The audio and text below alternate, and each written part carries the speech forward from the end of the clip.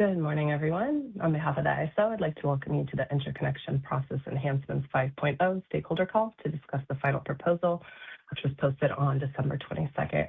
My name is Elena Koppel-Alford, representing ISO Stakeholder Affairs, and I'll be facilitating the web conference today. Our presenters today will be Danielle Mills, Principal Infrastructure Policy Development, Bob Emmert, Senior Manager Interconnection Resources. We have Ryan Cox presenting the key management section, and we have Linda Wright as the lead interconnection specialist. Before we get started, just a quick reminder that the materials related to this meeting are available on the I 5.0 initiative page. You can get to that page by going to kaiso.com, navigating to the Stakeholder Center tab at the top and selecting Policy Initiatives, and then you can search it from that main landing page, and the latest documents will be toward the top of the IPE page. A few housekeeping reminders before we get started. This call is being recorded for informational and convenience purposes only. Any related transcriptions should not be reprinted without the ISO's permission. And this meeting is collaborative and intended to stimulate open dialogue and engage different perspectives. But please keep your comments professional and respectful as always. And please try and be brief and refrain from repeating what's already been said so we can manage our time efficiently today. So for raising your hand, these haven't changed a little bit. These say new, but this is the same version from the last few months. The raise hand icon is at the bottom center of your screen again. We did add closed captioning at the bottom left, and there's an Inteller transparency viewer on the bottom right. If you'd like to see other attendees that are on the call, you just have to make sure you refresh to see the latest. And if you dialed in outside of WebEx and you'd like to raise your hand, please press *3, and that'll get you into the question queue. And then we will unmute you on our side, and then you'll have to unmute your phone or connection as well. And please remember to state your name and affiliation before making your comment or asking your question. You can also send your question in the chat to all panelists, and we'll answer it that way. If you need any technical assistance during the call, you can send chat to the event producer at Inteller Events. Today's event producer is Tegan. For our agenda today, we are going to go over the final proposal, and we have our list of presenters there. Before I hand it over to Danielle, I just wanted to put this up on the screen for where we are in the process. Before the proposal was posted on the 22nd, and then we're targeting an upcoming date of March for the board decision. All right, Danielle, I'm going to hand it over to you here. All right, thanks, Elena. Good morning, everyone. Happy New Year. Thanks for joining us today. I'm just going to go over one small change in the final proposal in Section 2 on the interconnection request intake process. And so we can go to the next slide.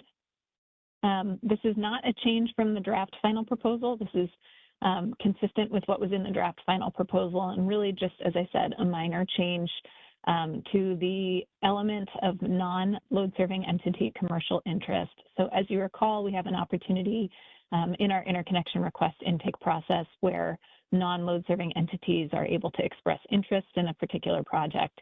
And we had a requirement in that we developed in Track 2 that the non-LSE had to attest to the project supporting corporate sustainability goals.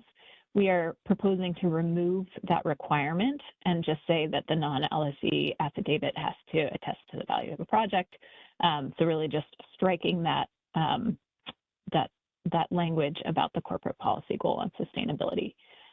So we will continue to, review these non-LSE attestations in the same way that we have been before, but felt that this and received feedback that this requirement for a corporate sustainability goal was a little bit overburdensome. So that is a small change. I can take any questions on this if there are any. Otherwise, we can move on to the next element.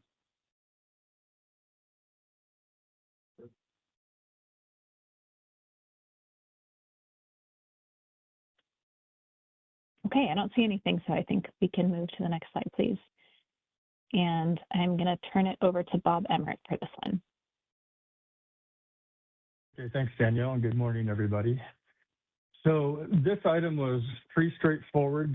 Didn't receive much of any comments on it from the draft final proposal, other than there was a request to have some examples provided. So I did provide a table in the draft final proposal to show how this actually plays out in changing the amount for this particular item, which is to modify the methodology for determining an LSE's largest project they could select if they don't have enough points for a single project. What's the largest they could select? And so this one is where we're doing the lesser of either 50% of the LSE's forecasted RA load share based on the CEC's forecast or 500 megawatts. And if hopefully you've had a chance to review this table, and you can see for small LSEs, it not quite doubles the amount of the size of a project they can select for their single project.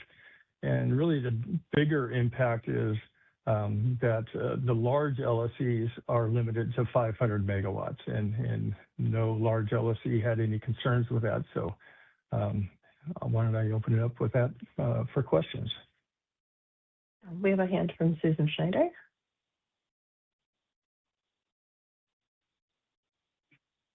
Okay. Yeah, Susan, go ahead. Okay, thanks. Yeah, I had a question, but Bob, I wanted to actually ask a question before I ask my question about something you just said. This is the so it's the lesser of the two. So large. Okay, so the table that you proposed, that you provided would look like very large increases for the large LSEs, but because it's the lesser of the two, then even though it looked like some large LSEs could have, 2,000 megawatts more or something like that, that wouldn't actually happen because it's the lesser of these two items, right? Yes, the column that shows the larger numbers are what the process is now, and the far right column shows what the process is proposed to be. Okay. And do you have any feedback? So my question was, the megawatt, while it does double the megawatt, the numbers for some of the really super small LSEs, the increase was a little bit less for some of for the sort of more, I guess I'll call them medium size. Have you gotten feedback from them that this would address the concerns they had about the current methodology? Yes, from day one, when we first proposed this methodology, they commented that they were satisfied with this. Okay, that's all the questions I had. Thanks very much. Thanks, Susan. Will you introduce yourself real quick? I think it may be unmuted a little bit later than it seemed. Oh, sure. Yeah, Susan Schneider, Phoenix Consulting. Thanks. Thanks, Susan. We don't have any other hands at this time, Bob. Okay, let's move on to the next slide.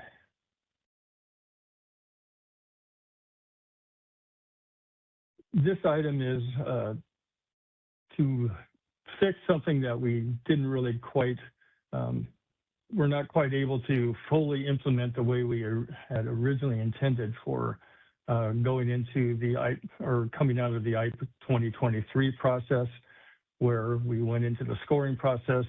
We found we needed to stakeholder more information before we could truly put it into the tariff to require distributed projects that are interconnecting to the PTO's distribution system to go through the scoring process and be included in the 150% cap process as well. So this is what we propose, that these distributed projects must go through the same process as ISO interconnected projects, to where they will put their projects into the GRIP application process to be studied for deliverability. To be clear, the only thing that the ISO does with these projects is we would study them within the deliverability studies for the cluster projects. So this requires them to put their project into the GRIP application with their scoring that all projects would be using, regardless of whether they're distribution projects or ISO interconnection projects. And if they are selected to based on their score through the ranking process, their capacity would impact the 150% deliverability cap that the next project that is in the ranking process would have remaining for them. So the only other addition we had was that the distributed projects, if the DFAC's process to break the tie does not break all ties, and there is some ties remaining that distributed projects would have to participate in the auction process if they want to move forward. So that was, I don't remember if we added that at the draft final proposal or the final proposal, but that was something added a little bit later. So with that, let's open it up for questions. And we have a hand from Susan Schneider. Hi, yeah, Susan Schneider, Phoenix Consulting. Just a few clarifying questions. So I think there was a statement in the document that said that the participation in the CAISO's process would depend on the WDAT, or the applicable distribution level tariff, and the distribution provider's determination that they would qualify under that tariff. Is that's where you're heading on this for this? For determining eligibility? Yes, that's correct. That rather than us trying to determine eligibility for each PTO, and each PTO has their own individual tariffs, we're just relying on their tariff, what projects those tariffs allow for their WDAP projects to seek deliverability. Okay, so there's not going to be any, for example, blanket rule prohibition on Rule 21 projects. I am aware of a project that received an allocation that was a Rule 21 project, and then it was actually taken away from them a year later because the CAISO determined that they weren't eligible. But the CAISO is not going to impose any kind of blanket prohibitions like that. You're going to depend on the distribution provider to make that determination. Well, that's actually a different issue in my mind. That's more of an issue related to RA and whether a Rule 21 project can actually participate in the RA program. So let's not get into the details of that particular issue, but all other considerations of whether a project can actually seek deliverability will be based on the WDAT tariffs. Is there a prohibition against Rule 21 projects participating? From my understanding, they do not meet the requirements to participate in the RA program. Okay, all right. And then just a clarification on timing. Do they have to go through their whole interconnection process at the distribution level and then apply to come into the cluster study process, or can they participate in both at the same time? And typically, well, each PTO has their own process, obviously, and some do it a little bit differently, but for the most part, the PTO's process is tied to our process, to where the distributed projects are studied together in the cluster study process for reliability, but they're just not doing it through the ISO tariff. So typically, a WDAP project is being studied at the same time as the cluster studies are. But the only thing the ISO is performing is the reliability studies. I understand that, but so they could be done at the same time? It is typical that they are done at the same time. Okay, all right. I just wanted to clarify that. Okay, thanks very much. Those are all the questions I have today. Susan, we have no other hands in queue. Okay, let's move on to the next slide. And let's go to the next slide. So this item was an adjustment to what was determined and approved by the board in 2023, that what we created in 2023, track 3, was the various allocation groups, and we created a commercial operation allocation group, which was kind of an adjustment to what we already had. And at that time, we proposed and approved by the board that only cluster 14 and earlier projects could seek an allocation of TPD once they're in commercial operation. That cluster 15 projects and beyond were not eligible to seek an allocation in their commercial operation group. And this item was brought up by a couple of load-serving entities that saw that some energy-only projects could actually be beneficial for them to be able to meet certain gaps that they have in their RA showings. And so what we are proposing here is to allow Cluster 15 and later projects as well to participate in this commercial operation process to seek an allocation to the TPD allocation process under the commercial operation allocation group. And so what we have added to this is that in order to be eligible to participate in the commercial operation group, projects must demonstrate that they have a procurement agreement with a load serving entity that has a resource adequacy requirement and that they procure that capacity for 5 years. So that's something that we also added to pre-cluster 15 projects. We did get some comments related to that people thought, okay, we're changing the rules. Even though this hadn't been filed with FERC yet, it was changing the rules for cluster 14 projects and earlier. And so we got some comments about that. And so what we did make a bit of an adjustment on that beginning in 2028, all projects would have to provide a contract demonstrating that they have an agreement with a load serving entity. But for cluster 14 and earlier projects on a one-time basis, we will not require that for projects in the 2027 TPD allocation cycle to where they can come in and seek deliverability without having that contract in place. And let's move to the next slide. And also within this proposal, we made some clarifications on both the commercial allocation group and for the conditional allocation group, where for the commercial operation allocation group, if a project receives a TPD allocation, that TPD can only be transferred to another operational project. It can't be transferred to a project that's in the interconnection queue. And we also made the clarification, something that we should have brought up at the very beginning, that related to IPE 2023, that the conditional allocation group that we created in IPE 2023, that allocations to that group are not transferable as well.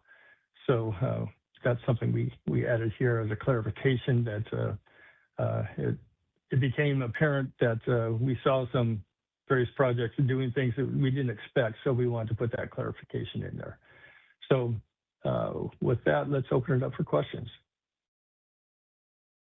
We have one comment in the chat, and we have 4 hands in queue. I'm going to start with the comment in the chat since that came in first, and actually it's from Gene Lee of SCE, and Gene has his hand up, so we can also go to Gene. So the comment says, regarding the limit on project sizes for full point allocation to lesser of current method or 500 megawatts, I do have a concern that this could unnecessarily limit a large LSE's ability to provide support to large projects. It would seem like the net effect would be developers may just break projects up into smaller sizes, which just reduces some of the economies of scale that large projects can provide. That is the end of that comment. Can we unmute Jane so Jane can add to that as well? Hi, Jane, go ahead.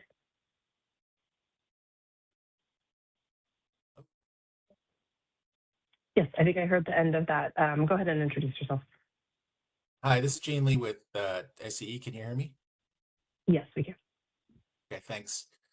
Yeah, I mean, pretty much, I don't think there's anything beyond that comment that I posted, but it would, I mean, for transparency's sake, I mean, SCE is a large LSE, as everyone knows, and we do contract with and interact with some fairly large projects. I mean, it would seem like this would have the effect of just making the portfolio in general smaller, which I don't know if that's the intention or I mean, I understand the analysis that was done. I read through obviously the draft, and I understand the analysis that the 500 megawatt size covers the vast majority of the projects that are out there, but there are some very large projects out there that there are some benefits to having very large projects at some point. So I'm not entirely convinced that this is necessary, but those are just my thoughts right now.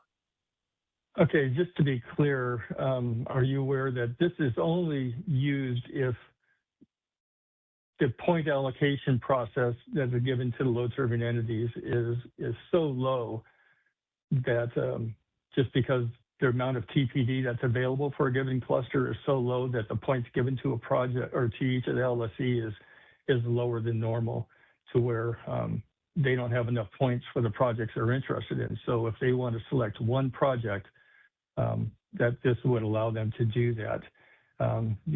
Typically the points that each LSE were receiving, such as Edison, were much greater than this, and would cover multiple 500 megawatt projects. So it's only in the case where the allocations given to the LSE for a particular cluster study are lower than normal, and project or load serving entities don't have enough points to give to a project they normally want to. So it's something that's not going to play out most of the time, I wouldn't think, but there are times that it could play out, and we wanted to make sure that we had a methodology that didn't hinder projects from selecting at least one project of a relative size. So is it not the case that larger LSEs are you saying that there are circumstances where larger LSEs would be able to provide full point allocation to projects larger than 500? Yes, if you look at the amount that you were allocated for cluster 15, it was much greater than 500. So this would only be the case where, say in Edison's case, where you were only allocated, say, 200 megawatts to all projects for a particular cluster, because that's the amount of TPD that's truly available. And this would allow you to actually select a project of 500 megawatts rather than to be limited to the 200 megawatt project. Okay, maybe I didn't get that nuance, but I appreciate the discussion. Okay, thank you. Thanks, Gene. Our next hand is from Susan Schneider. Hi, Susan Schneider, Phoenix Consulting. Would you mind going back to slide 11?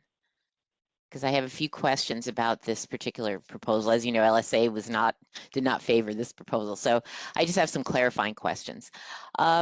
We had put in one of the arguments we had cited for not requiring a PPA for projects that are in the commercial group was not actually addressed in the proposal. So I wanted to ask that, or the final proposal. So I wanted to ask that question here.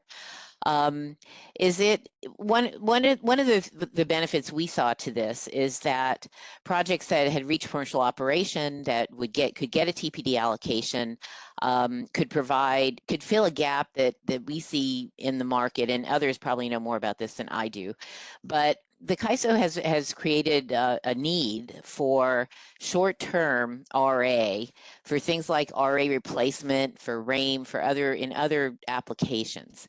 And if all the capacity is tied up either through the regular TPD allocation process, which eventually does require a PPA, or because now even these projects that are already viable and already operating, when they get their allocations, they all have to be, if everybody's tied up in 5-year RA contracts, then you either have to, and you need, a 6-month or a 3-month or a 1-month substitute RA resource, then you have to get projects that somehow are sitting around, maybe old projects that don't have a contract, or just, I mean, it makes the CAISO's created a need for it, and I'm certainly not debating that here, but it has not really provided any assistance or tools that people can use to meet the need.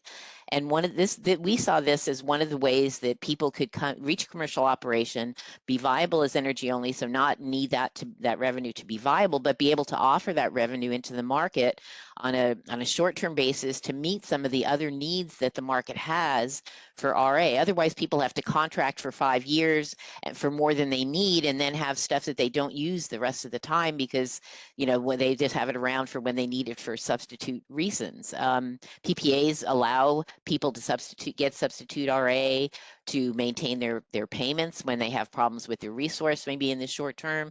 So there is a need for resources that are not tied up in 5-year contracts necessarily, to provide that short-term and to meet that short-term need in the market. It's a really important liquidity element. And so we made that point in our comments, and we didn't see that addressed. And we just wanted to ask if you have any thoughts. I have some other questions too, but if you have any, thoughts or responses to that point. Susan, we set this up to be, as you spoke of needs, the needs are needs of load-serving entities that need to fill whatever gaps they have in their RA portfolio to meet the full requirements. So we wanted to put this into the hands of the load-serving entities to choose the projects that actually should get the TPD allocations to make them full capacity delivery status. Rather than put it on a generator, that generator may be in a situation where they really aren't attractive to meet any of the true needs that load serving entities have.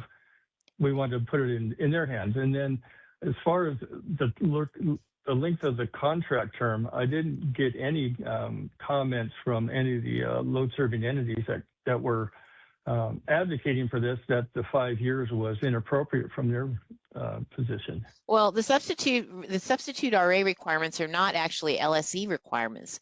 The substitute RA requirements are developer requirements, and they have to go out and get resources when they have a planned outage, for example. They have to do it. So it's not that the LSEs. I'm not poo-pooing the LSE needs for whatever is here, and that might have been your motivation for proposing this.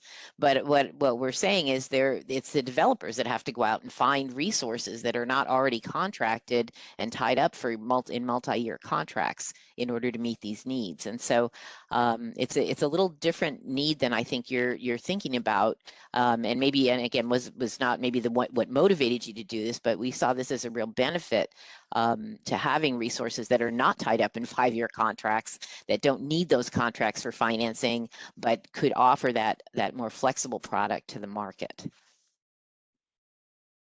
Okay, so Susan, this really is the real impetus for putting this proposal in was based on what the load serving entities were asking the ISO to entertain to help them meet their needs. So, we really didn't necessarily consider the needs of the generators trying to fill the various other gaps that maybe I didn't fully understand the breadth of what you were arguing for in your comments. We'll explain it again, but we really hope you will consider those needs because it is a real need. And so this is a benefit. So that's I guess my first point here. So let me move on to another couple of questions.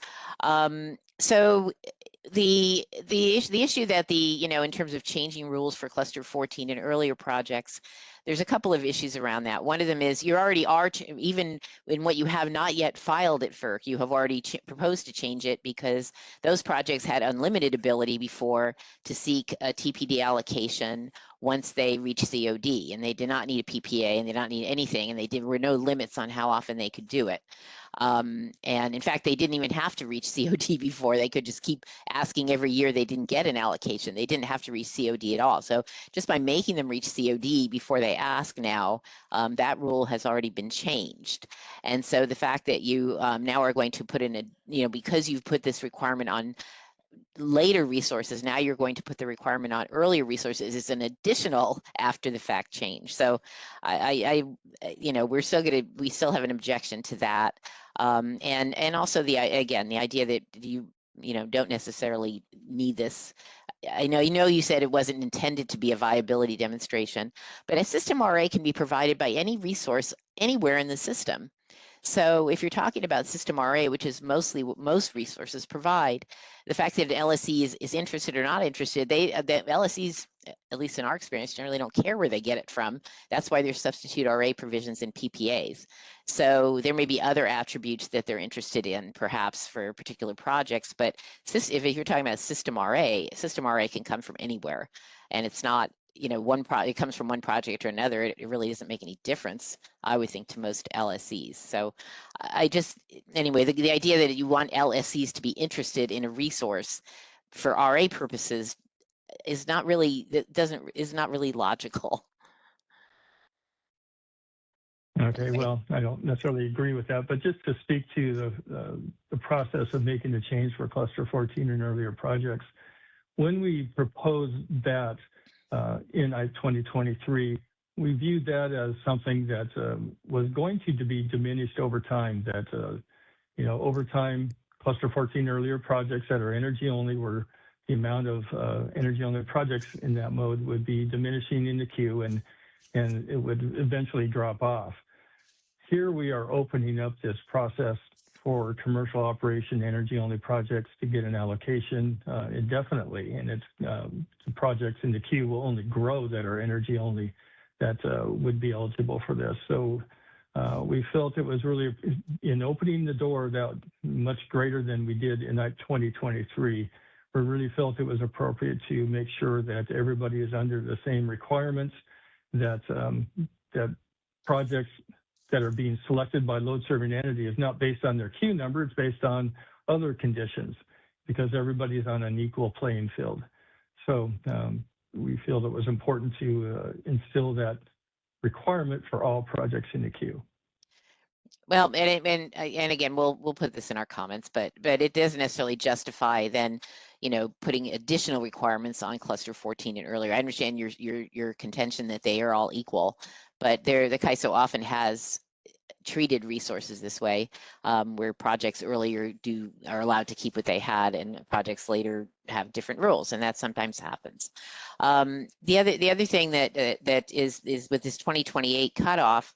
A project would have to reach COD by 2028, and many resources simply can't do that because they are because of PTO schedules. So basically, they're being punished twice for having to wait for their CODs, and now because they have this additional requirement imposed on them. So we'll put this in our comments, but it almost, I appreciate the fact that you're not imposing it like tomorrow, but this may not be, this is very restrictive, and a lot of projects simply can't do this, not of any fault of theirs. So we'll put this in, we'll put it in our comments, but anyway, we're not finding it a terribly compelling argument, although like I said, we do appreciate that you're not imposing it in 2026. Okay. Thanks, Susan. We have a number of hands up. The next hand is from Alan Combs.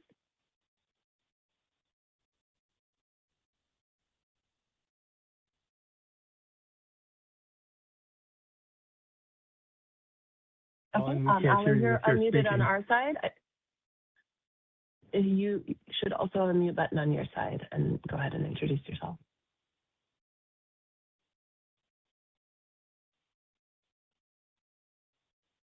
Alan, if you're speaking, we still can't hear you. You are unmuted on the WebEx.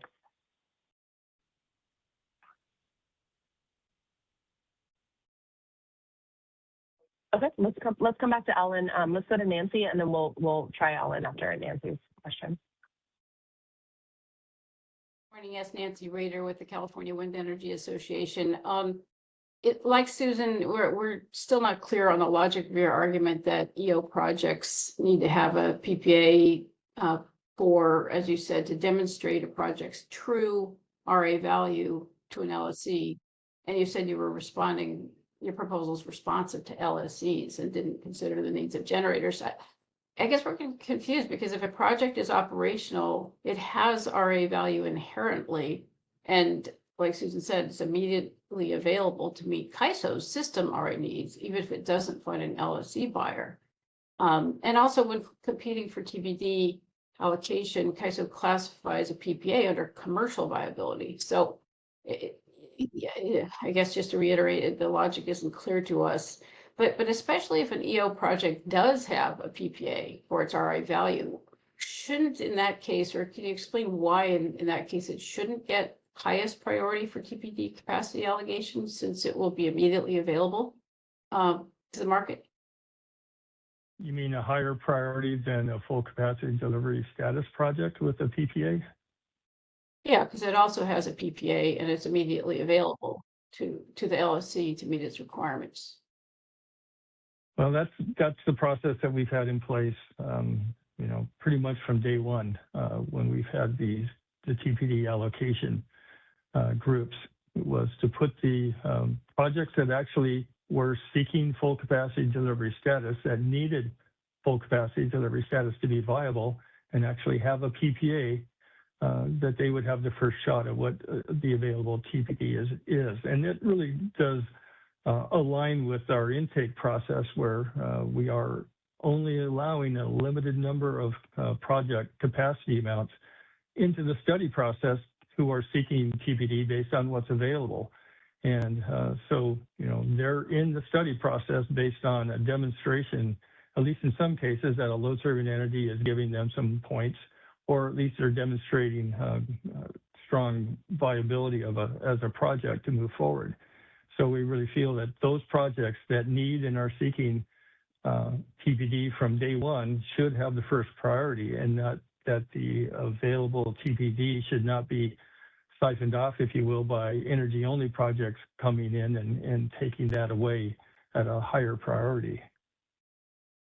Well, I guess we just say that the goal is to get capacity onto the system, and if this capacity is on a system, and it's just a matter of recognizing the value that it is providing, and it's could reduce costs to ratepayers immediately. So it seems like that should be the guiding star. But okay, thank you.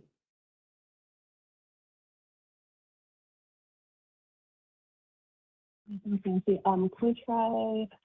Does Ellen still have? Yeah, let's try Ellen again and see if we have better luck now. Ellen, you're. Yeah, can you hear me? Perfect, we can hear you.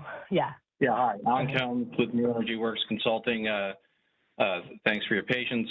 Two questions. The first one is for the Attain Commercial Operation Group.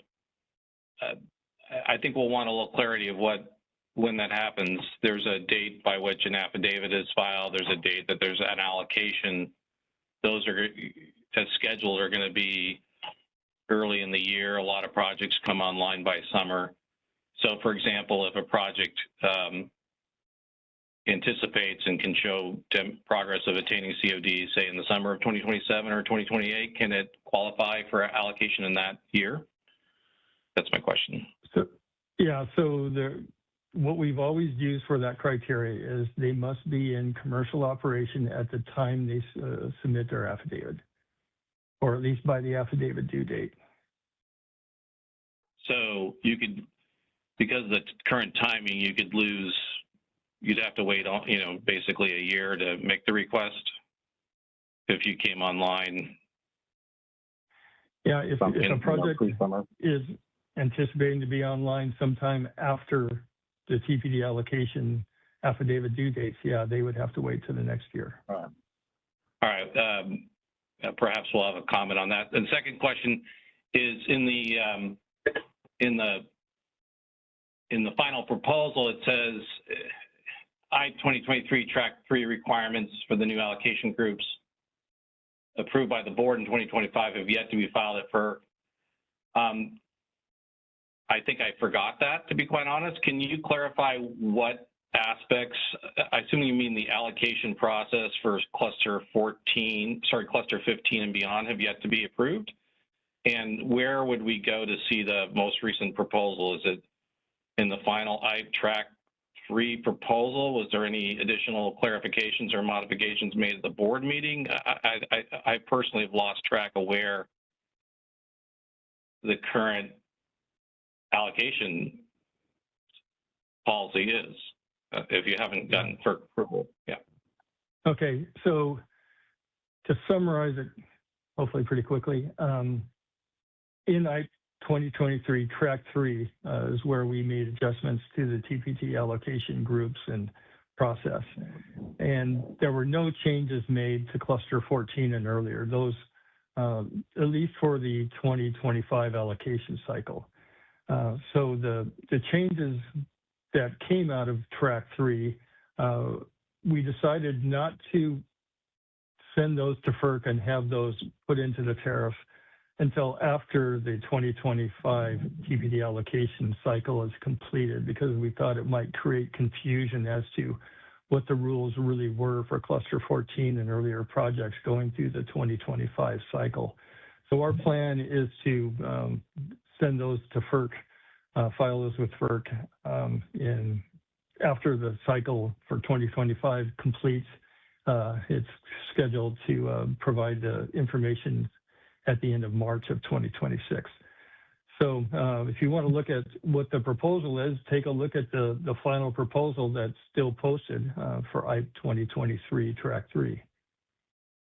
Right. I guess what I'm asking is, are you entertaining any changes relative to that in what we're doing today, or somewhere? I just want to make sure that there aren't other. Yeah, because it came up in the context of like TPD transferability, and I'll stop. Thank you. Yeah. The only change is to the commercial operation group. We did make that one clarification that for the conditional allocation group, a project that gets an allocation to that allocation group cannot transfer their allocation. It was never meant as a means to get an allocation and transfer it to another project that had been through the whole cycle and not been able to receive an allocation. It's designed to give the allocations to a project to give them a year to market their project, to try to get a PPA while they'll have that 1 year period where they're guaranteed to get an allocation if they get a contract. Thank you. Those were my questions. Thanks, Alan. Our next hand is from Raul. Yes. Can you confirm you can hear me? Yes, we can. I think we caught the second half of your intro. Go ahead. Yeah. So my question is for transferring deliverability. This proposal is basically for cluster 15. Is there any rule about transferring deliverability between clusters? Within the generator management BPM, that contains all the rules for transferring TPD from one project to another. But across clusters. So for example, if we have a cluster 14 project and you want to transfer deliverability from cluster 14 to cluster 15, but cluster 14 has the deliverability, but cluster 15 is energy only, would this current proposal have an impact on those rules? No, it does not. Okay. Thank you.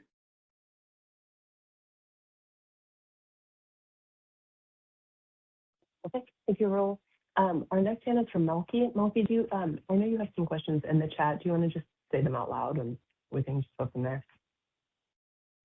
Sorry about that. I had some computer issues, so I had to log back in and I don't have the initial question right in front of me. But basically my question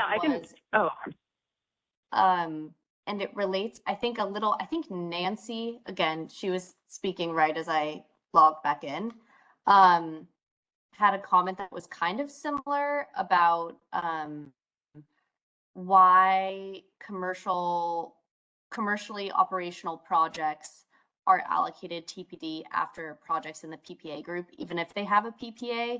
And I wanted to clarify that that is also the case with projects that came in under cluster 14 or earlier, because my impression is that those projects weren't necessarily under the impression that the energy only requirements would be so stringent. So basically, like if a project entered in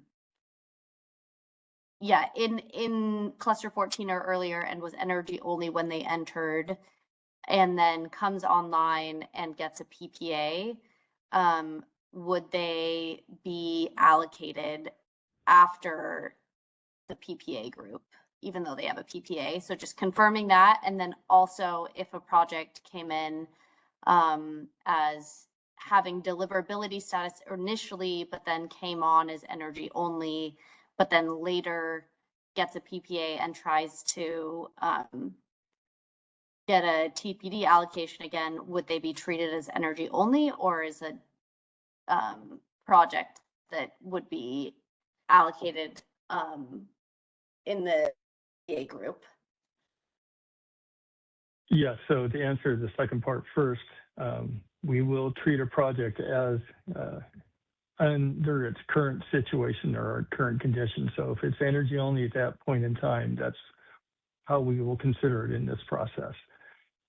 Okay. So, related to when the commercial operation group is prioritized within the allocation groups, that prioritization was not part of this proposal. That was fully discussed in I-2023. So we are not, we're never planning to bring that as an item for discussion within I-5.0.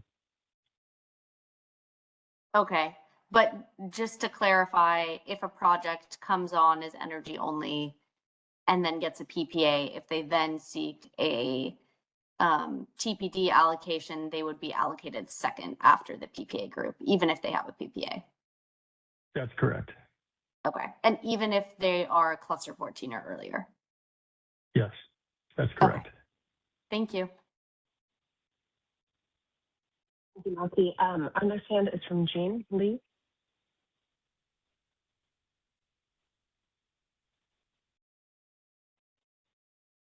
Hello? Yes, we can hear you. We can hear you. Go ahead. Okay, great, thank you. So thanks for these thoughts on this, and I think I understand what you guys are trying to do here. I appreciate it. Not sure if this is a question or just a clarification. The second bullet point there, which suggests sort of like and requires a project to seek TPD and procures a project's RA capacity for 5 or more years. I mean, this seems to suggest like a very specific sort of commercial arrangement, and when you typically have a PPA, it usually does have very, specific timing requirements, obligations.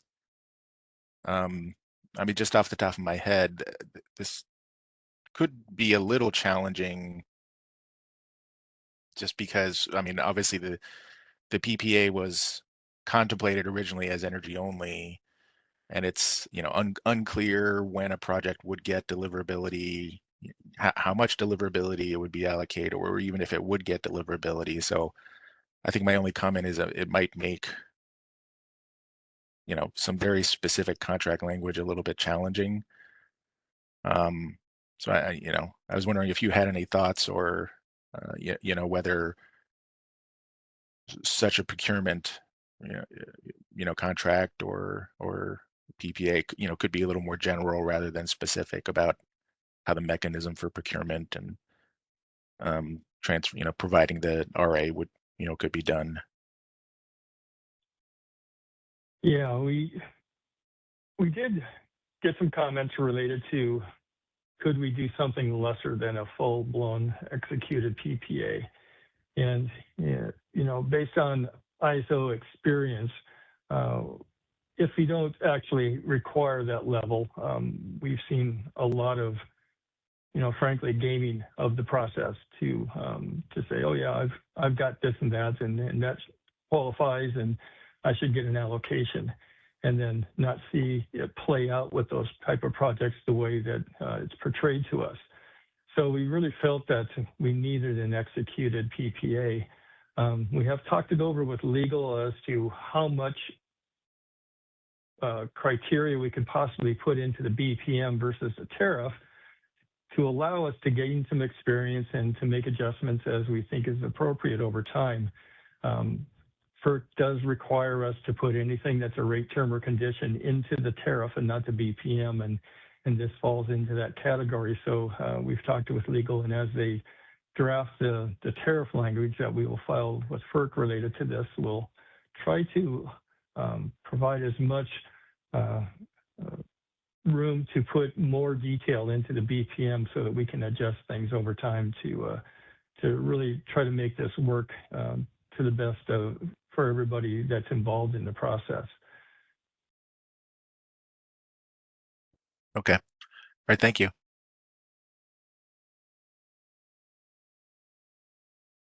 Thanks, Jean. We have a new hand from Susan, and then I have a few comments in the chat as well. Hi, Susan Schneider, Phoenix Consulting. Would you mind going to slide 12? I wanted to follow up on the dialogue you had with Raul.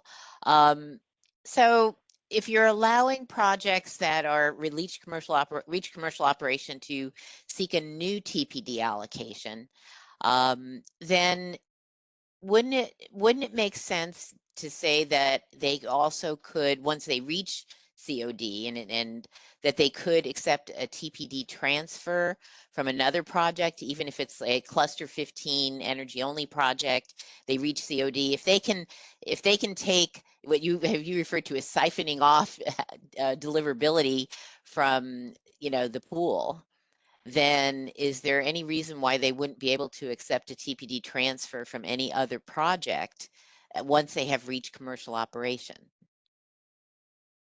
Yeah, this does not impact that process at all.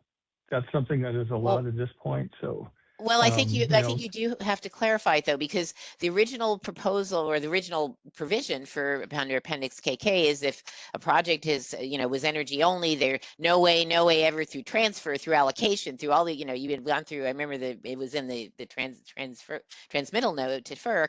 There's no way they could ever get deliverability. Okay, so now you've relaxed that a little bit here, which we appreciate. You've relaxed that to say they could get a new allocation once they reach commercial operation. But I think you also will need to clarify that it will be okay then once they reach commercial operation to get a TPD transfer from not here. Well, you've already provided here that if you get a commercial operation group allocation, you can transfer that to another project in commercial operation. But you think you will have to clarify, because that's not quite the way it is now, that one of these projects that reaches commercial operation could accept now a TPD transfer from another project, even if it isn't, from say a cluster 14 project or something like that. After they've reached commercial operation, it should be okay to do that. I do think you will need to state that explicitly if you're going to be allowing that. And I can't see any reason why you wouldn't. If they can get a new allocation, why can't they accept an allocation, transfer from another project? So assuming, with all the caveats that go with transfers on COD and retention requirements and all the things that apply to that. But I think you'll need to put that in explicitly, that this is now going to be allowed, assuming it is. So since we have various BPM language on this, I think that language would have to be in the BPM to make sure that we make adjustments to, if adjustments are needed. I'm not even sure that adjustments are even needed to accomplish that. So I think they are, but let me just clarify. Is it your intent that once they reach commercial operation, they could accept and transfer from other projects, subject to all the other rules around transfers, even if that project is, say, cluster 14 or something like that? At least within operational projects, that ability is in place today. I'd have to double check. Between operational projects, because I don't think right now, I guess, maybe I'm misunderstanding it. So is it your understanding that right now a project that reaches commercial operation that is a cluster 15 project could accept a TPD allocation transfer from a project that is a cluster 14 project, given all the other rules? I would say for certain that if the cluster 14 project is in operation, you can do all sorts of transfers between operational projects. It's not within the interconnection procedures anymore. What if the cluster related 14 to project? A cluster 14 project is not online yet and it has an allocation? That's the one I think we'll have to work through the BPM process on. Okay, so I'm not sure. You're saying, to be honest, I'm not sure exactly today how that plays out. So I'd have to double check that. So there's no special, as far as you're concerned, and again, I don't mind clarifying this through the BPM process, but there's no, for your understanding, there's no prohibition if a project reaches commercial operation under cluster 15, there isn't already any prohibition against them accepting a TPD transfer from another project. I mean, clearly, again, subject to all the rules around, do you have to have a PPA? Do you have to, whatever the rules are, but there's not any reason why a cluster 15 energy only project reaching COD can't accept a TPD transfer from another project on the same basis as it would otherwise be allowed. There's not a blanket prohibition on that in your understanding. Again, I can't make a blanket statement on that related to a project still in queue that's not in operation that has an allocation that is transferring to an operational project. I'd have to look into that. Okay, all right. We'll put some of that in our comments just to clarify what we're asking here. But thanks for that. Thanks for that. Okay, and then there's a question in the chat from Amit Ranjan, SCP. Will CAISO consider allowing LSC-owned projects to qualify for the energy-only TPD allocation pathway without requiring a PPA, given those projects inherently serve RA obligations?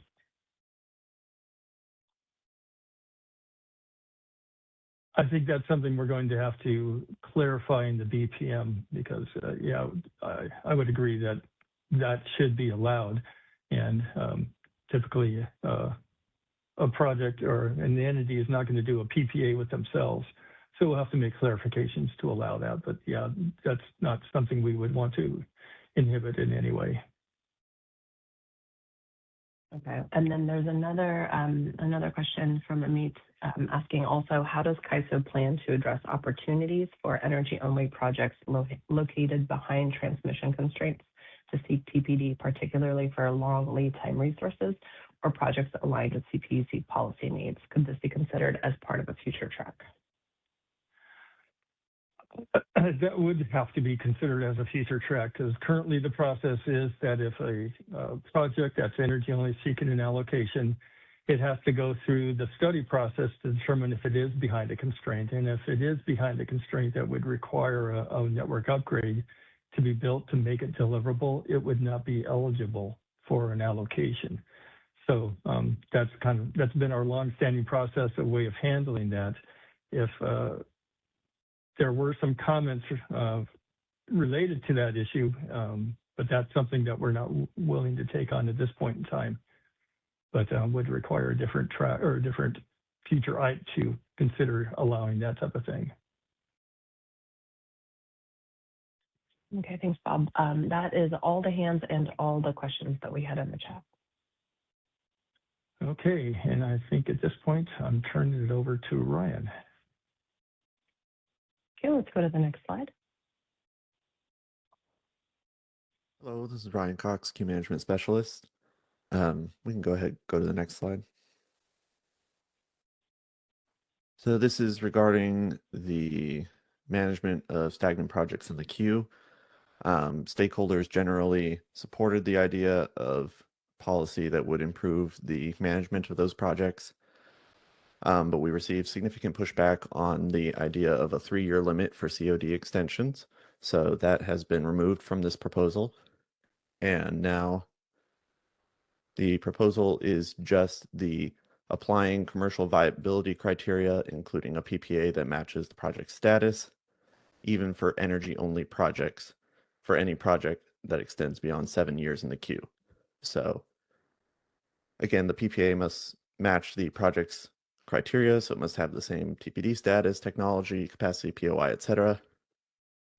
We will still allow the 1-year exception for projects that meet all of the commercial viability criteria except for a PPA. And again, that is 8 years in queue. And instead of losing deliverability, projects that fail to meet CVC criteria will be withdrawn.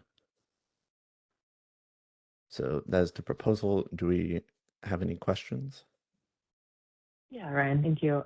Susan Schneider, put your hand up, and then I think we have one more hand after, and then we have a hand from Vinny. Go ahead, Susan, sorry. Thank you. That's okay. Susan Schneider, Phoenix Consulting. First of all, thank you very much for withdrawing the 3-year limitation. We, as well as others, had concerns, so we really appreciate your listening to that and removing that provision. I do have a question just on one detail on what you have here, where the 1-year exception will continue, but may only be used one time per interconnection request. I do not believe that is what part of the CVC currently. Certainly is not in the tariff. And I'm just wondering, is this a special thing that you're doing, that you're proposing just for energy only projects, or what? Anyway, maybe you could clarify what you mean there and why it's here. Yeah, so I think it is our intention that this apply to all projects. So all projects will only be able to use this 1-year exception single time per interconnection request. I think even if it's, I don't have the tariff language in front of me, but I believe the intention was that this was a one-time exception for each project, that if they meet all the commercial viability criteria, but they don't have a PPA, we will give them that 1-year extension to provide a PPA. So that is the intention of the policy, is that this apply once per interconnection request. Okay, well, this is the first time we've seen this proposal, that particular element of the proposal. And I guess we would have to question that, because if the part of the reason for the exception originally, and this was a long time ago, because this, the CVC has been around for a long time, but part of the reason for that was once you've met all the other provisions, it's sometimes hard to get a PPA until you have assurance from the CAISO that you have otherwise met those requirements and some official demonstration of that. So the idea is that once you've done that, you have 1 year, and actually it's 1 year from the time you submit the request. So it's actually less than a year that you have to get an executed PPA, but it's hard to get that until you've already shown that you've met all the other requirements, and the CAISO, once you have the PPA, you're there. So I think that the reason for that is still just as valid as it was years ago, and imposing this on not only, this is a new thing for energy only projects, and we're supportive of this, but then restricting all projects to just a one-time exception, the difficulty in getting the PPA is not something that happens only one time. It happens whenever you have to extend the COD. And so sometimes projects have to do that more than once. It sometimes happens in the development cycle that that's needed. And so we don't see any reason why only the first time you do it, you get this exception, or you only get it one time. I just we just haven't seen the logic of it. I think it is a brand new proposal now in the draft, in the final proposal. I just that the process is weird, and we're really having an issue with the substance here. I think in practice, I don't really see a way that a project could use this more than once, because once they have used this 1-year exception, they'll kind of have a deadline for that project of 1 year from, if it was today, it'd be January 7th, 2027, you need to have a PPA by this date or your project will be withdrawn. It's not going to be, if you submit an MMA between now and then, you'll get another 1-year extension. So I guess I'm having trouble seeing where this would come up more than once. Well, if you extend based on the new COD now you believe to be viable, okay, and then it turns out that wasn't viable, you had a permit issue, you had some other issue that meant you had to go and extend it again, you have to go through the same process. You have to demonstrate the other criteria of permitting and the other things that you've done, and then you have to also provide a PPA now for the new COD. So it does sometimes happen that a project has to go through this more than once, and just limiting the PPA exception to the one time doesn't necessarily make sense, because you have a PPA to meet the COD for the time you're requesting, but then if you have to go in again, you have another PPA demonstration you have to make. So you have the same issue again.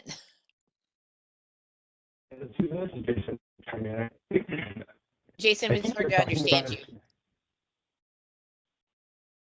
you. Justin here. Can you hear me a little better? Yeah, that's a little better. Thanks. Okay. So I think there might be slight misunderstanding here. So I think you're kind of referring to a scenario in which a project provides, has a 1-year exception, possibly provides a PPA to avoid being withdrawn, and then, a year, 2 years later, EPA needs to extend the milestone again, and then has an opportunity to seek another PPA within another exception period. I think that's exactly what we're trying to avoid here, is providing one PPA, potentially losing it because of permitting or other situations, and inevitably staying in the queue, providing various and different PPAs over a very extended period of time. Well, okay, but first of all, again, the first time we've seen this is in the final proposal, and we've not had a chance to even discuss this or present any evidence otherwise than that.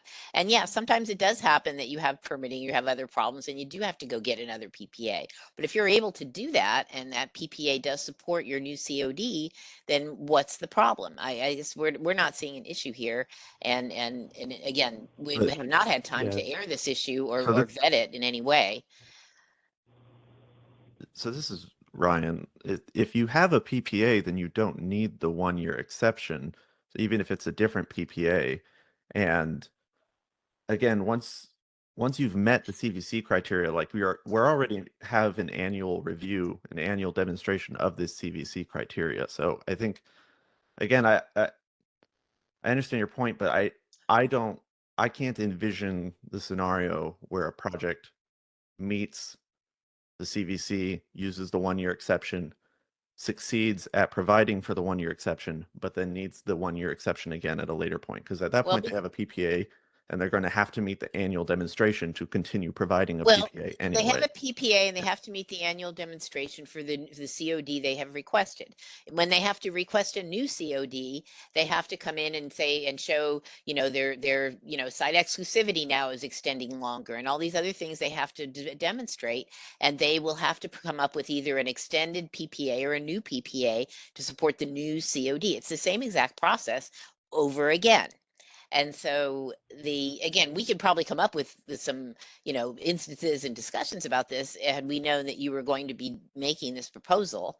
It's in the final proposal, and you're proposing it now to extend it to all of the projects that have FCDS, not just energy only projects, in the final proposal. I'm not saying we can't have a reasonable discussion about this, but not, at the last minute like this. And there most certainly are situations where you will have to possibly go get another PPA or show that you have an extended PPA or whatever. But it's sometimes hard to do that unless you have already approval for the extended COD. That's what I'm saying. So I think that was the reason for the exception in the first place. There's no limitation in the tariff right now that says you can only use it once. And this is a last minute proposal extending beyond just this new situation of energy only to all other projects, and that's just a little more maybe than should be done in the final proposal without any discussion. Yeah, Susan, I think we could continue to debate this. We'd appreciate hearing your concerns in specific situations in the written comments, and we'll evaluate what we take forward to the board and ultimately FERC based on that feedback. I'm kind of with Ryan on this. I'm not saying the complete concern here. I mean, I hear what you're saying, but I'm not seeing how that could play out without avoiding projects continually lingering in the queue with potentially a not viable project who's struggling with permitting, et cetera, over many years. So yeah, please put this concern and issue in writing, and we'll evaluate it before we go to the board. Okay, and again, we can have this discussion, and we can try and put some evidence together here at the last minute. But if this had been part of the process originally, or the proposal originally, which and we have supported this proposal. I mean, I'm not saying we're definitely not opposing the proposal. We would like to get the non-viable projects out of the queue, and LSA has been very supportive over the years of those proposals. So, but this particular thing at the last minute is just is a surprise, and the idea that you would apply it also to all projects is a surprise, and it is in the final proposal and was not earlier. So there is a real process question, and we're not sure there's time to have a reasonable discussion about it. So we'll check with our members, see if we can come up with something to put in our comments. But this was not vetted earlier, and we just have some concerns here.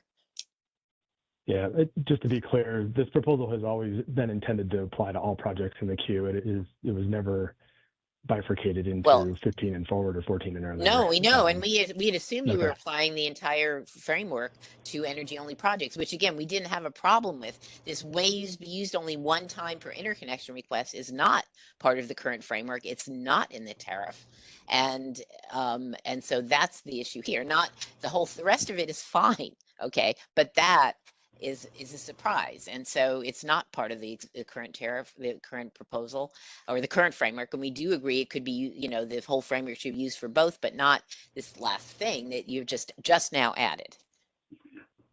Understand. Yeah, we'll look forward to your written comments and evaluate that accordingly. Okay, Thanks. thank you. Thanks, Susan. We have a hand from Vineet, and then we have one comment in the chat as well. Hi, this is Vineet from Clearway Energy. One question to you, Ryan. There are energy-only projects in queue right now that have COD beyond 7 years. I just want to make sure they are not withdrawn automatically from the queue. No, any project that currently has a COD beyond 7 years would keep that COD. It would just be for any future milestone extensions, they would need to meet commercial viability criteria. Okay, got it. And if the extension, if the COD moves out because of the network upgrades, the project gets a waiver, right? Till that upgrade is in service. Commercial viability criteria does not apply to delays caused by network upgrade construction time if that delay is just caused by the PTO or the ISO. So for example, energy only projects with a, let's say, whatever 2030 COD, the network upgrades gets pushed out to 2032. Are you saying the project still needs to meet CVC for 2030? Ryan, it's Jason, if I could.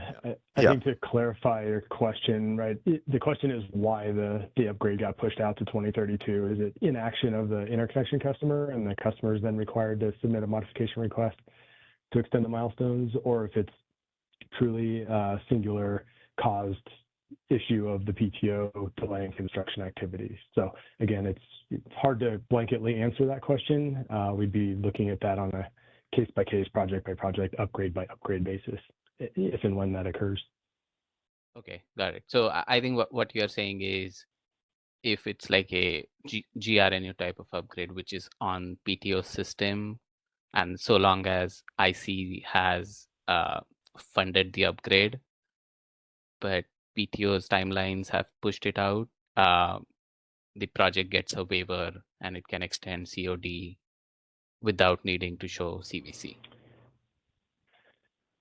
Yeah, again, to clarify, so if the PTO has identified that it is responsible for a needed extension of the milestone, the COD of the project, the ISO and PTO would issue a PTO extension report, or I think we renamed it recently, a COD update report. If the project receives a COD update report extending the milestones, CVC would not be applicable. And that's the only case in which the project would not be subject to meeting the CVC requirements. So CODs would not be updated except by receiving the COD change report or by the interconnection customer requesting a milestone extension through a modification request. Okay, got it. One question regarding the COD update report is the trigger for the COD update report. Typically, every twice every year, there is this forum where PTOs update the in-service date for the network upgrades. If a project sees that in that forum, one of the network upgrades is delayed, can project then come to CAISO and ask for a COD update report? Can that be used as a trigger? That is not typically the process that ensues when those quarterly update reports are provided. There could be any number of reasons that those CODs are being extended. So again, it comes down to the coordination of the interconnection customer, the ISO, and the PTO to determine the reason for the extension. The PTO will ultimately determine why, and if a PTO extension is necessary, where we would issue a COD extension report. But yeah, Okay. I think those individual discussions can occur, but it's not an automatic because it's on that report. Does the ISO or does the interconnection customer get a free pass here? It's not that simple. Okay, yeah, because that's pretty much the only forum where we know what's the status of the upgrade, and if that cannot be used as a fact of the project or fact of the upgrade, I don't know what else can. So we'll comment on that. The other question I had was the CVC requirement for energy only, which is being added here. There are projects in queue with different resource types like PV and battery, and like typically battery has the deliverable capacity attached to it, and the PV portion is like energy only. So let's say a project wants to that particular project wants to extend its COD or demonstrate a CVC, for example. Would it be enough if just the deliverable portion, which is like battery in this case, shows a PPA for it, and the energy only PV doesn't have a PPA? Would that still satisfy CVC?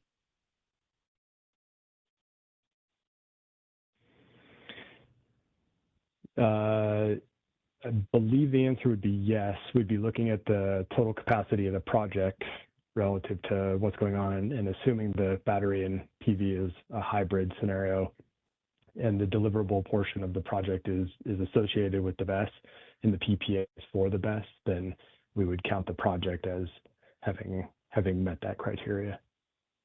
Okay. All right, that's all from me. Thank you.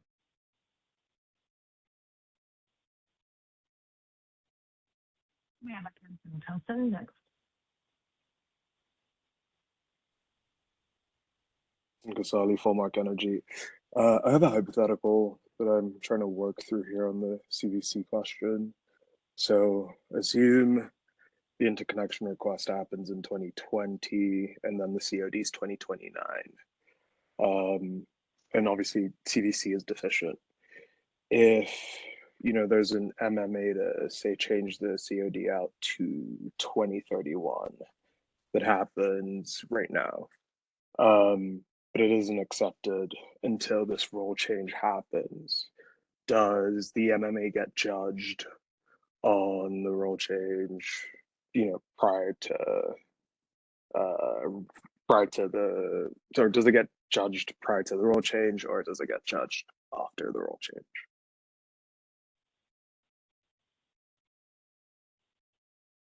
I'm sorry, I'm not sure I understood the question. Could you?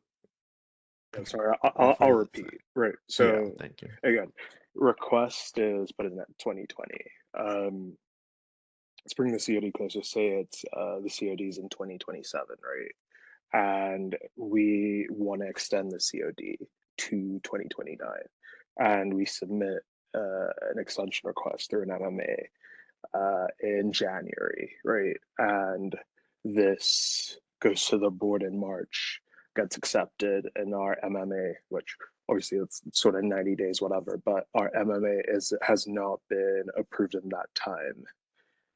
Does the MMA get viewed through the lens of this revision to the tariff, or is it viewed through the lens of where the CVC criteria was in January?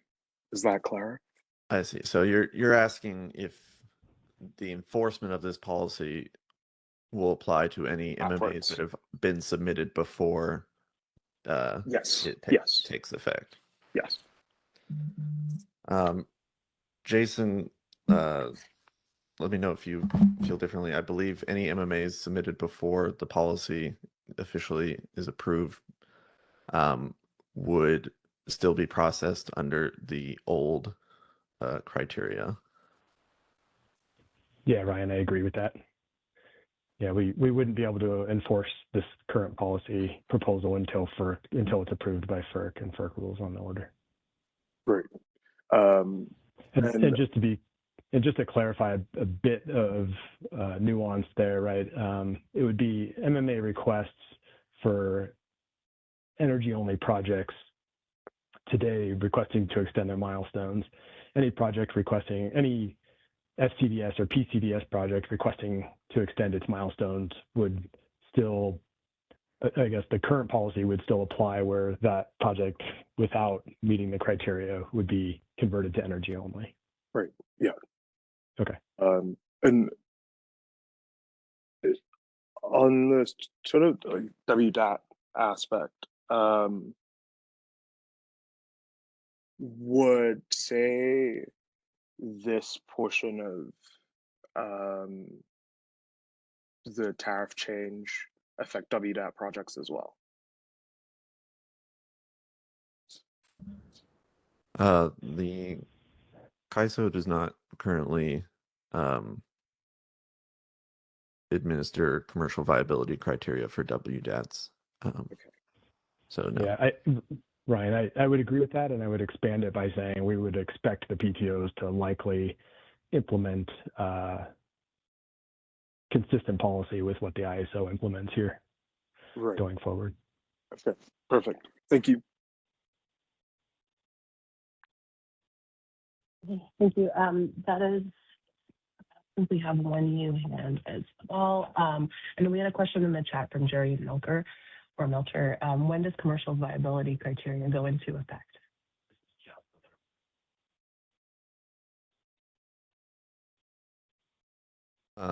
It will go into effect upon approval at FERC. So any MA submitted after that will be evaluated under the new criteria. Okay, thank you. And then we have a new hand from Susie Schneider as well.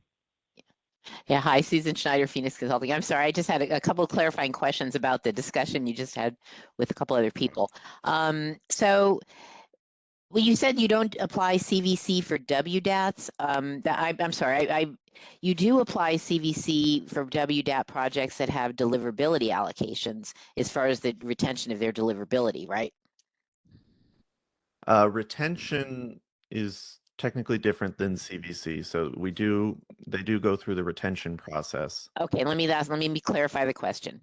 If a project that is in is a WDAT project and they are looking to extend, they have a deliverability allocation, and they're looking to extend their COD beyond 7 years in queue. Do they have to? I'm assuming I've always thought that they had to meet the CVC to retain their allocation. Right. I mean, most of the WDAT tariffs say the retention is based on the CAISO. So I'm assuming when you said you don't apply CVC to WDATs, you would, in that situation, apply that to the retention of deliverability when they are looking to extend beyond 7 years. Is that right? Susan, it's Jason. So when a WDAT customer requests to extend milestones, the ISO does not see those requests. So I would say we certainly hope the PTOs are implementing consistent policy here, and we would expect them to continue applying the consistent policy going forward. Okay, because Jason, this is Bob. Just to add to that, within IPE 2023 Track 3, we proposed that within the GRIP allocation or the GRIP application that when a project gets an allocation based on having a PPA, that we would start tracking that PPA is still active. It's not been canceled. So that's the only thing that would actually cause a project to lose its TPD allocation is the fact that it lost its PPA, which is, separate than the process that we're describing here. Okay, so you don't. Okay, just so I get clear, because this is actually new information for me anyway.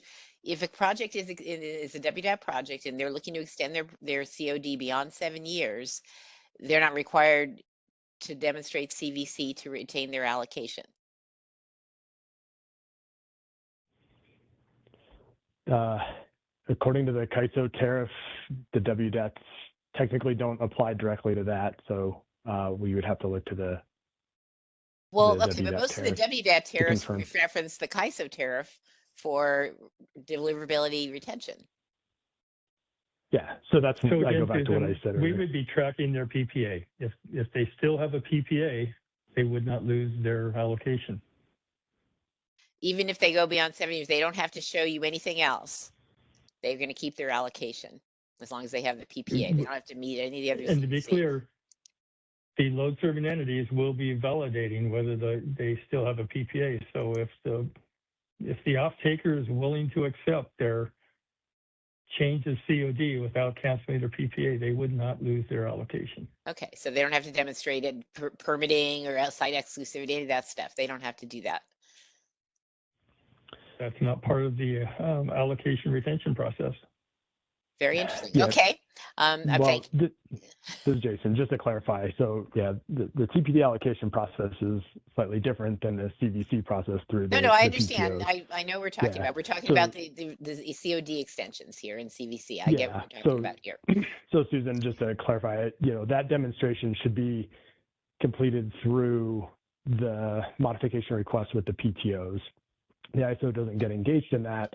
Here's where we're hoping, and maybe this is a need for the ISO and key management teams to be coordinating with the PTOs on this, and then ensuring that they're complying with or abiding by the demonstration of all CVC requirements, not just the retention or the PPA element.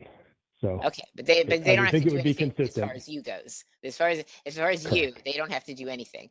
Okay, that's very interesting. Okay, and then okay, so that makes sense. And I just wanted to make again clarify. I'm pretty sure I know the answer to this question, but if a project doesn't meet, if an energy only project doesn't meet the CVC and they want to go beyond 7 years, then they would. If they don't meet the CVC, then the project would be withdrawn, right, from the queue.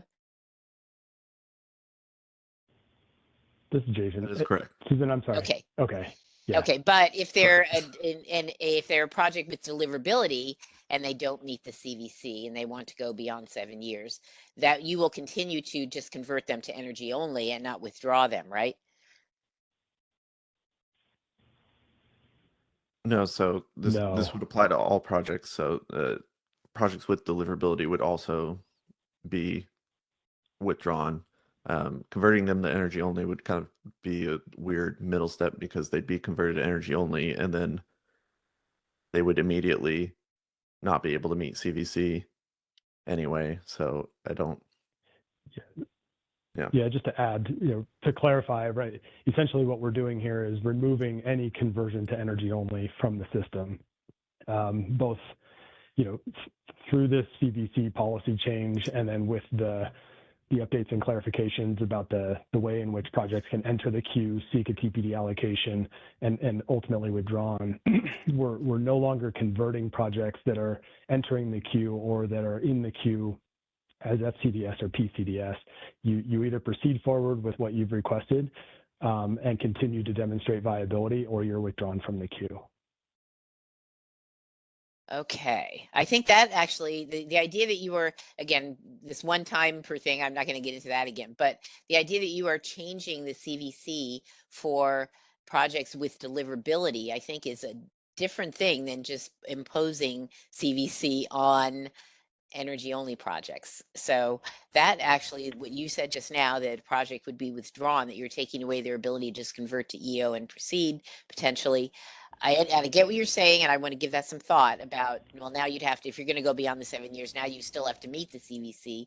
And so maybe you wouldn't be able to do that. But I mean, we'll give that some thought. But I will tell you that that was not clear in the proposal. It doesn't really say anywhere in the proposal that projects with deliverability would be withdrawn. So I do think that is, I said, we'll give them some thought and see if we have issues with it, but you really do need to, it was not clear you were changing anything here with respect to projects that have deliverability that are going beyond 7 years. So I think that's, that will require some thought and clarification here. Yeah, Susan, and just to clarify that that has not changed since the first proposal that we put, since the straw proposal. That has been clear in my mind that that's been the proposal for all projects in the queue, including energy-only projects, that CVC now requires a PPA, and then all projects are withdrawn, not converted to energy only. So I just want to be clear that this is not new in this final proposal. This has been consistent throughout. Yeah. That might perhaps have been clear in your mind, but I think if you go back and look at the proposal and the written document, it is not clear.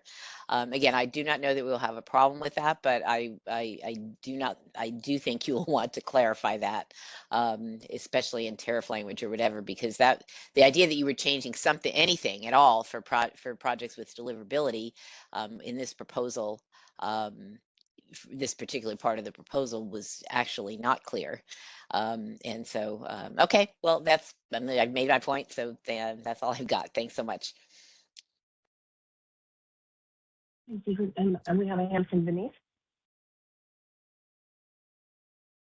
Hi, this is Vineet from Clearway Energy. One question similar to one I had before is this seems to be applicable, like for example, energy only projects when it requests a COD extension is when CBC is needed. I do remember there was a table in track 2 or track 3 where there was a CVC need by date for each cluster, which was basically like when that cluster entry is like, and the CVC need by date was like 7 years from the cluster entry. That's different than what this is saying, right? Because that table seemed like a need by date where if CVC is not shown by that date, projects would be withdrawn. But this is different, little bit lenient in a sense that the CVC now only is needed when there is an extension request, but there is no CVC need by date based on the cluster you are in. Is that correct? That is correct. For sake of clarity, I don't know that I would use the term lenient. I would say it's different in the sense that, and same as what you said, different in the sense that we put a due date on that track 2 proposal, which has been removed from consideration and will not proceed forward, to this proposal, which is really IC driven, basically saying when the interconnection, if and when the interconnection customer needs to extend its milestones, it is responsible for meeting such CVC requirements. Right. Okay. Thank you. That's all from me. That is all the hands we have right now. And then there's a question in the chat asking, has the CAISO estimated how many projects in queue may be impacted by application of CVC? I would say all of them. I mean, unless your project is proceeding forward to construction and commercial operation without needing a milestone extension, then this could be applicable to you.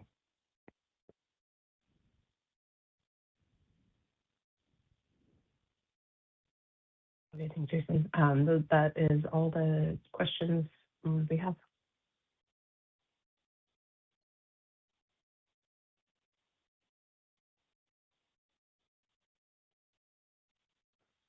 Okay, Ryan, do you have anything else in closing? No, that's all I have. I believe it's Linda up next for the next slide. Let's go to the next slide. Good morning, everyone. Handing it over to you, Linda. Yeah, good morning. This is Linda Wright, Lead Interconnection Specialist. And this final proposal is unchanged from the draft final proposal.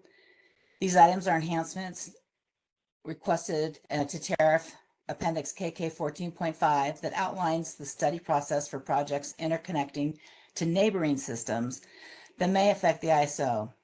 And these studies are completed by the potentially affected PTO under the direction of the ISO. The only comment received was from Edison in support of requiring an initial deposit and technical data upon a project being notified as needing a study. This was added in the draft final proposal phase. All other items have been unchanged since the beginning of this process, with only comments and support received.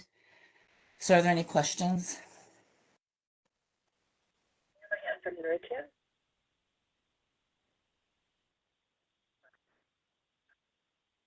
PG&D Go ahead, you're unmuted on the WebEx. Oh, sorry, go ahead. We can hear you. Hi. Yeah, I did have a clarification. So when a new affected system study could be delayed because there is an ongoing study in the same study area, this delay wouldn't trigger a penalty, right? That is what we're requesting, correct? Okay, thank you. Okay, we have a hand from Susan Schneider. Hi, Susan Schneider, Phoenix Consulting. Just a clarifying question. If it's, first of all, we're happy you clarified that the queue position would be after any earlier queued cluster, because that it didn't, the way you had it earlier was a little problematic. So this is good. But I guess the question is, does that mean that the affected system study has to wait until the final study for a queue cluster, till the facility study is done? Or is there some way that once you have the cluster study, you might be able to proceed? Or how do you see this being implemented? They'd be using the most recent base cases from an ISO study. Okay. So they don't have to wait till all of the studies are done for the cluster, like, 2 years or whatever it is. They would just, Exactly. if as long as you Correct. have at least basically one study base case available, or maybe one study is completed so that you have that cluster in the base case. Is that when you could proceed? Right. They would be using the latest base case from whatever study we're in.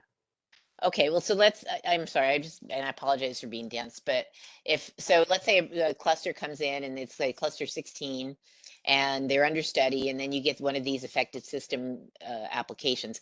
You couldn't use the same base case as you were using for the cluster 16 study, because it doesn't show cluster 16.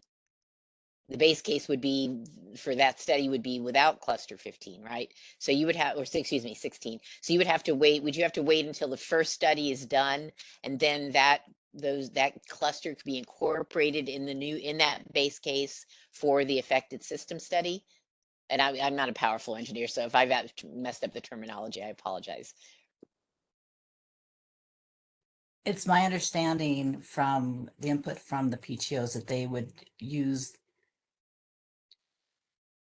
the most recent base case. And so I didn't get a delineation from them if it's from the base case from the beginning of that cluster study or the end of that study. Or well, it seems like if you process. use the same base case you were using for the study in process, it didn't include the projects in that cluster under study, then it would seem like you've got a conflict there, because that study is looking at the impact of the cluster.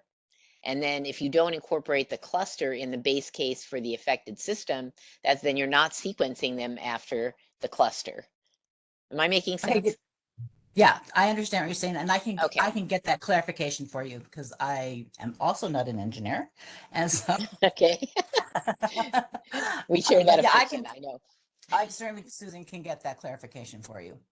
Okay, I think For it'd be both of helpful us. to have that, because the idea that they're sequenced behind them seems to imply that you must have something that it considers them before it. That considers them, right? Yeah, I Yeah, understand okay. that. So yeah, but I will get that clarification from someone who is an engineer. So Okay. Thank you very much. Really no appreciate problem. it. Yeah.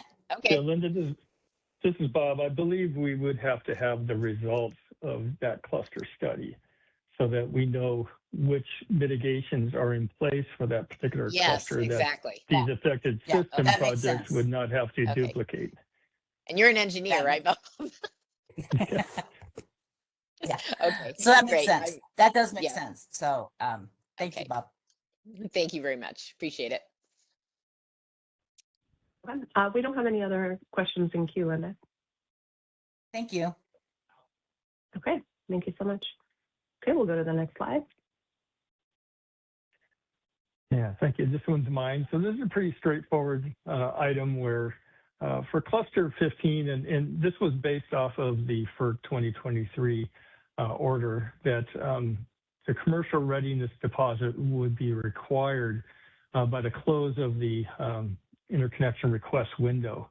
And that's the way it was designed. We had some leeway in cluster 15, but for cluster 16, that is a requirement. And based on our experience with cluster 15, we decided to change it primarily because our process is different than what FERC envisioned, where our process, we get projects coming into a cluster to be considered, but not all projects are going to be studied. So a number of projects could end up having to make their commercial readiness deposit that never gets studied. And as all of you, I imagine, know, there's a lot of work associated with completing that commercial readiness deposit and also expense. So we proposed that only the projects that actually through the scoring and ranking process move forward into the interconnection request validation process would need to provide a commercial readiness deposit, and that deposit would be due by the end of the customer engagement window. So with that, are there any questions?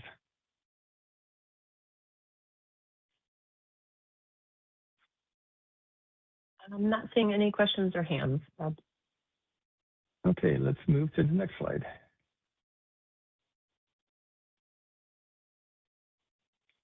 So this proposal is to remove the pre-application process from Appendix KK. It's something that FERC put in a number of years ago, and we've had a number of projects utilize that pre-application process. However, most, or at least a lot of those that we received are really for projects that were not 20 megawatts or less, which was a FERC requirement. And we can't even confirm that any project that actually came into the queue that utilized pre-application process really resulted in a project of 20 megawatts or less. And under the current conditions of information that we provide, that we started with cluster 15, where we publish data of all the studied POIs related to how much of deliverability is available there, as well as providing redacted study reports. This information far surpasses what would be available through the pre-application process. So we don't see any need for a continuation of that. So our proposal is to remove it. Any questions?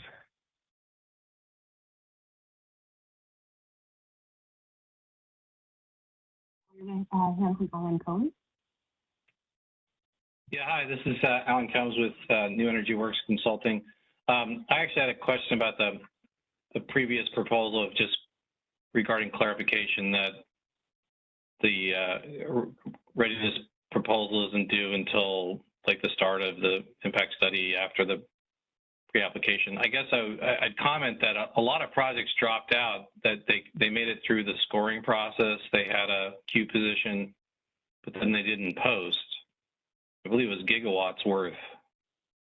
And maybe you could clarify that. But I guess my question is it's sort of speaking for having a higher intake cap because you have projects that qualify but then didn't proceed and you didn't know that until the posting didn't show up. So that, I mean, that's the balance regarding the 150% intake target. Right. That we understood that it's possible that more projects might come into the queue because of this, but from my experience, I would speculate that the fact that someone needs to do a commercial readiness deposit really doesn't hinder too many projects from actually coming into the queue. It could hinder some that's just the timing of it, where they may not be able to get it done by the close of the window. But just the fact that the PTO is having to work with everybody to get those completed by the close of the window was so problematic for cluster 15 that there would have been a lot of projects that would not have been able to move forward because they were not complete interconnection requests. And right. That's fair. Could you just clarify approximately how many full capacity projects, not merchant or energy only, but just the projects in the TPD areas, how many of them qualify but then didn't post? like I approximately? don't know the exact number. There were, as you stated, a number of merchant projects that withdrew at the last minute, but there were also a number of, I think, larger projects interconnecting at 500 kV that, following the scoping meetings, withdrew based on what they heard from the scoping meetings. And I would say it's probably in the range of 10 to 15 or so that withdrew. I'm not really sure, but it's somewhere in that range, I think. But so how this would have impacted that process, it's hard to know. But I think most of those projects fully intended to move forward until they heard what they did in the scoping meetings. All right. Look, as somebody who works with developers, I very much would rather put that requirement off. But I'll just point out, like the MISO has a cap. It's not unlike your pre-qualification. It doesn't have the scoring, but it has regional caps. And they very much wanted to see the posting. You couldn't call yourself a queued project without the posting on file. So I'll just leave it at that. So thank you. Yeah. And to be clear, we still will need the study deposit, and the initial $5,000 fee will be due by the close of the window. Right. Thank you.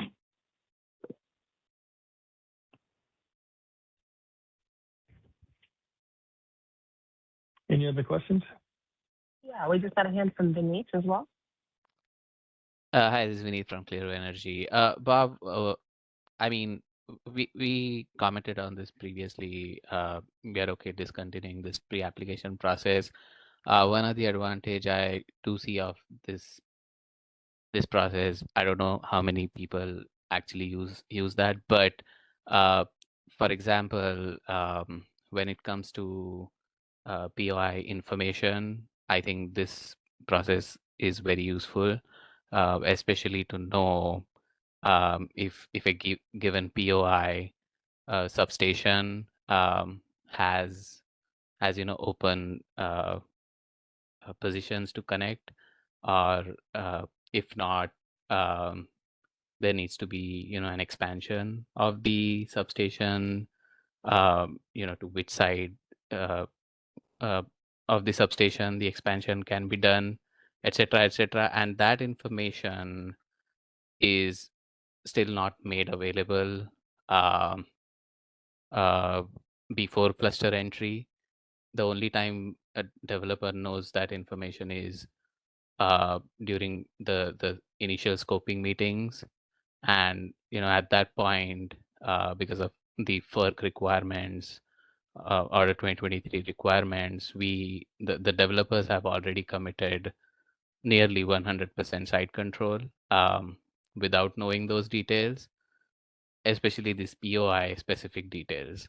And I think this process, the pre-application process, kept that door open for developers to go in and get that information without committing the full site control and the deposits. So the comment that we had was, we are okay if you discontinue this, but include that same information as part of the information that CAISO makes available before cluster entry. And I wasn't sure where CAISO landed on that. And if that's something CAISO can do.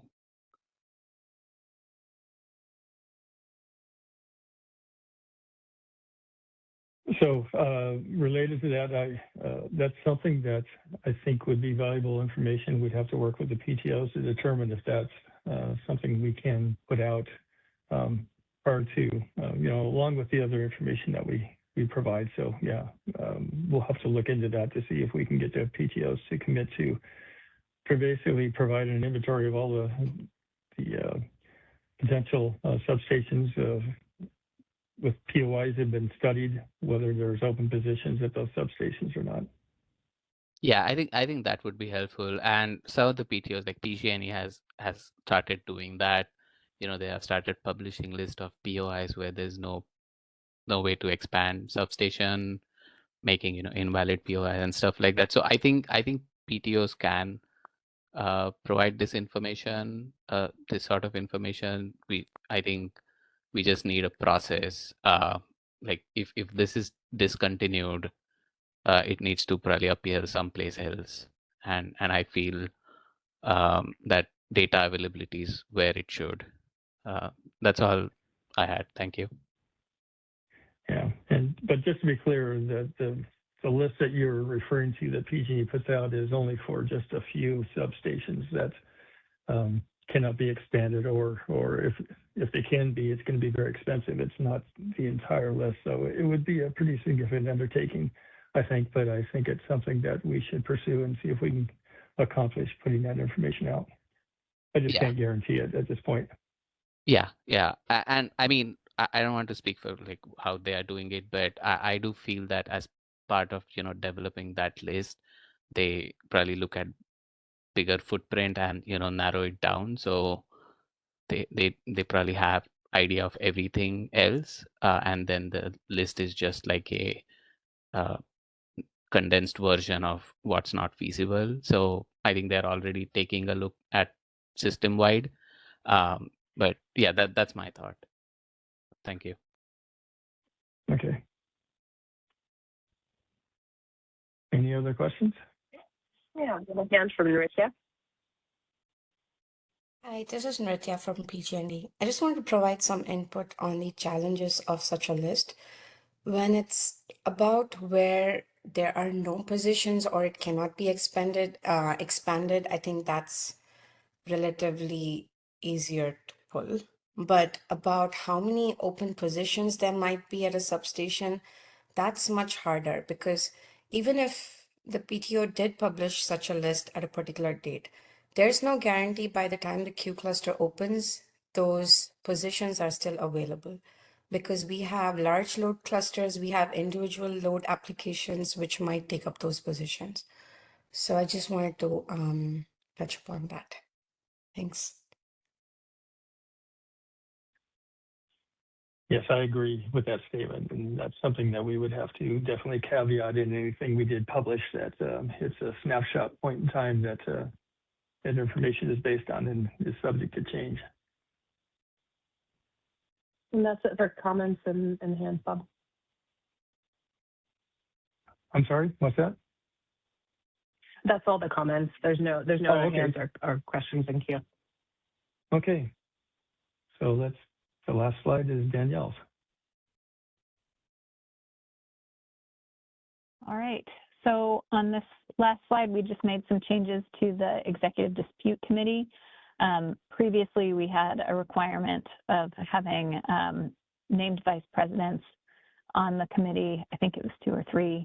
And we did run into a couple circumstances where one of those named vice presidents was not in the office, which made it very difficult for us to resolve a dispute within the amount of time specified in the tariff. So in this case, we're just proposing a change to enable the named vice presidents on the committee to appoint a different ISO vice president as a delegate if one of them is unavailable.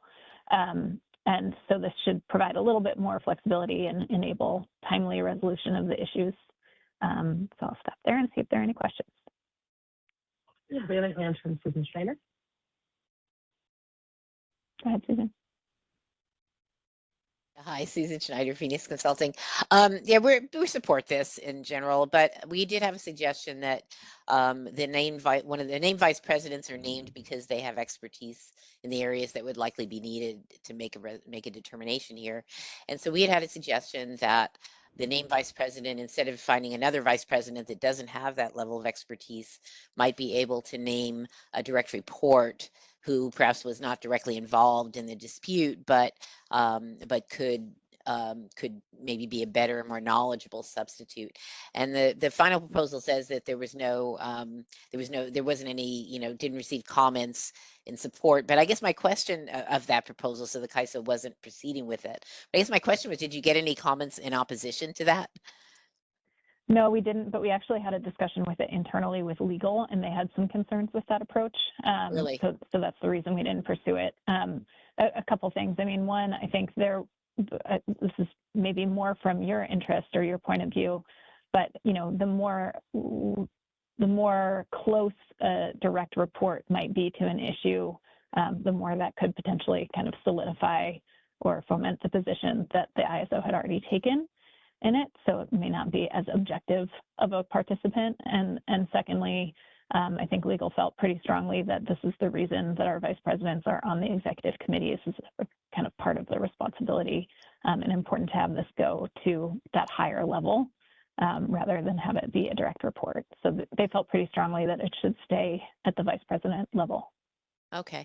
Yeah, I think when our proposal for the direct report was not that it be someone who was actually involved in the dispute. So yeah, I mean, we definitely agree. We didn't want the same person who's already said no to be the one that is on the committee. So so that concern I think is valid. It would have to perhaps be a different direct report. So I don't know that we have a major problem with this, but anyway, appreciate your consideration. Yeah, thanks for the suggestion, Sue. Okay, there's no other hands. Thank you, Danielle. We're going to go to the next slide, and we're going to cover next steps, and then the next slide after that. Okay, so the comments are going to be due 2 weeks from now, by end of day on the 21st, and then we have the board date scheduled for March 5th. Go to the next slide. Okay, this is just reiterating that comment due date and where to send questions, and any other, if you'd like to see this presentation, and the video will also be on the webpage as well. Yeah, Susan, go ahead. Yeah, hi, Susan Schneider, Venus Consulting. I'm just wondering, when do you envision, and you may not know this yet, but when do you envision draft tariff language, tariff filing, and sort of the next thing after the board meeting? I can take that. I don't have firm dates for you. We do have quite a few items that we still need to file with FERC, but I think we'll try to move forward with this pretty quickly. So we'll try to get a little more of a timeline out there for you. Okay, appreciate that. Thanks very much. Thanks, Sue. Thank you. Next slide, please. Okay, this is just this space for you to stay engaged. We just have the list of all the other meetings and deadlines going on this week. We have no training scheduled for this week. Next slide, please. The next slide will just be a continuation of ways to stay engaged. We've got the market sun going on, and any VPN updates are listed here at the bottom. Next slide, please.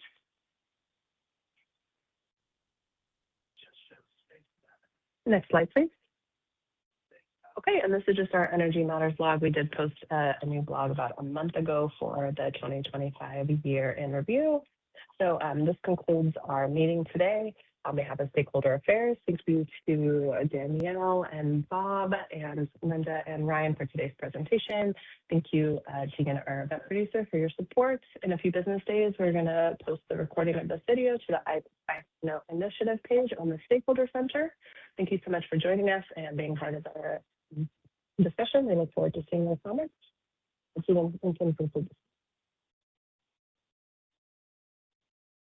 That concludes our conference. Thank you for using Inteller Events. You may now disconnect.